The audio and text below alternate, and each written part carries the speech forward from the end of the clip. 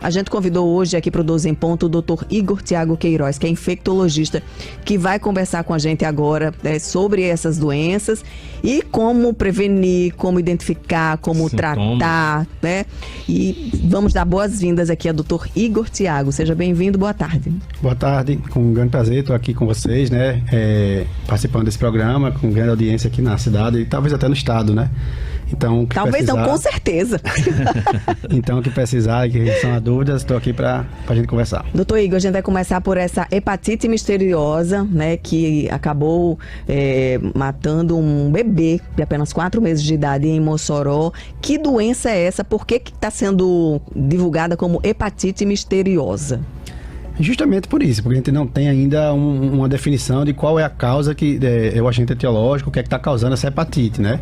É um tipo de doença no fígado que provoca inflamação das células do fígado e vai havendo morte e lesão dessas células, e que já tiveram relatos em vários países, na Europa, Estados Unidos, Austrália, Argentina, né? Teve um caso agora recentemente declarado, e que pesquisam-se os agentes mais comuns, hepatites virais do tipo A, B, C, D, E, que são os mais comuns, arbovirose, dengue, zika, chikungunya, febre amarela, pesquisa, assim, tudo que a gente tem de rotina de pesquisar sobre as hepatites, nada está chegando a uma conclusão definitiva.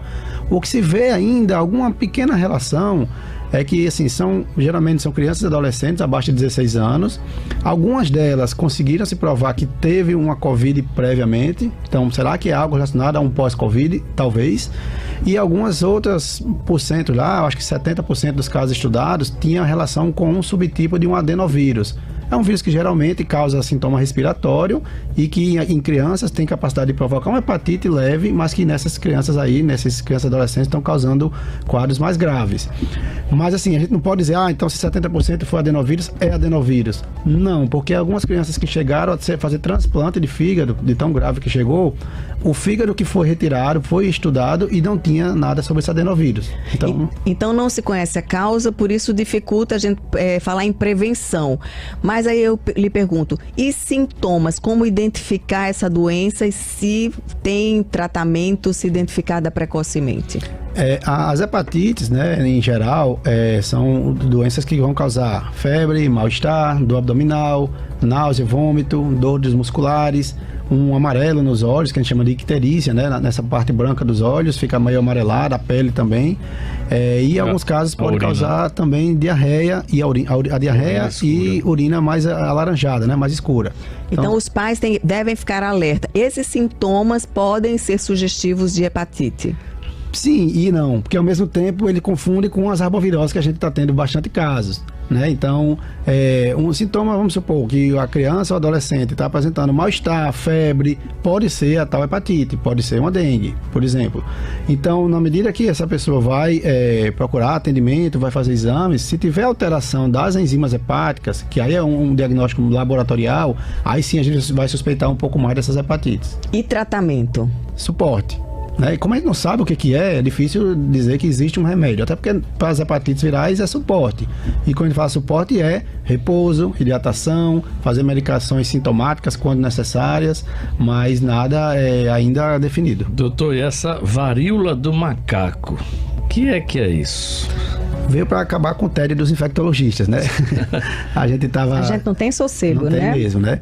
Assim, a varíola dos macacos, ela, na verdade, ela ela existe, ainda foi descoberta desde a década de 70, existe em algumas regiões endêmicas na África Ocidental e no centro da África, países que têm casos de varíola do macaco constantemente, né? Faz parte deles lá. Mas essa varíola que está acontecendo também fora do continente africano, está acontecendo em pessoas que não viajaram para aqueles locais, né, da África. Isso que está o grande incógnita, como é que essas pessoas pegaram sem ter chegado lá, pode ter contato com alguém que foi para lá e voltou e não sabia que estava com sintoma, e aí, né, esses sintomas da varíola parece um pouco com a varíola dos humanos que foi erradicada lá na década de 80, né, 70, 80. Como é que é a varíola? Então, surge sintomas que a gente chama prodrômicos, do início da doença, que é febre, mal-estar, dor muscular, dor de cabeça, que dá em qualquer doença viral. Depois de 3 dias, mais ou menos, começa a surgir lesões na pele, que parece um pouco com a catapora, a varicela. Então pode ter manchas avermelhadas, algumas pápulas que são mais sobrelevadas, pode ter vesículas quando tem conteúdo clarinho, pústulas quando tem pus ou crostas. Então pode ter essa bagunça aí de lesões. A vacina atual contra a varíola, ela funciona, né? Para esse tipo ou não? Quem foi vacinado, sim, né? Então a vacina de varíola hoje em dia ela não se faz porque a doença varíola dos humanos não existe mais. Mas quem tem 40 anos ou mais deve ter se vacinado lá no passado e existe uma certa proteção da varíola humana com a varíola do macaco. Eu ouvi falar, eu tinha visto em alguma reportagem a respeito dessa questão da vacina que não estava mais à disposição, tipo assim, do serviço público, mas existe a vacina, né? Sim, ela existe lá nos bancos, né, de repositórios, quando precisar voltar, caso tenha uma nova epidemia.